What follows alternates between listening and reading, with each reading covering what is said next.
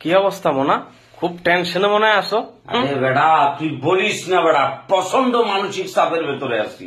হ্যাঁ, এই যে পর্তুগাল ডেনমার্কের সাথে ঘুরতে গেছে, রোনালদো গোল করতে পারে নাই।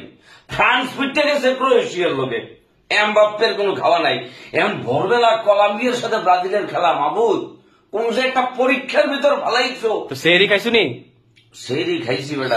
সেরি কে অদম হবো নি টেনশনে। ফালতু কথাবার্তা বলিস না এখন। আমি বকটা দূরে দিই তো মামা। আজকে ব্রাজিলের জার্সি পরে কলম্বিয়াকে ফুল সাপোর্ট দেব। কেন?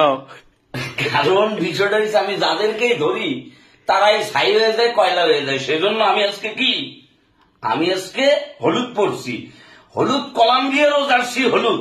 তুই জানো না হয়তো বিষয়টা, কারণ তুই মূর্খ। এই কোনো কথা বললাম মূর্খ মানে? দোয়া পড়ো, সবাই দোয়া পড়ো। অবস্থা বুঝতে পারতেছি না।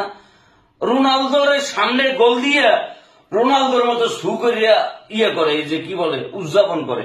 মানতে পারতেন 6:45 দেখা হবে।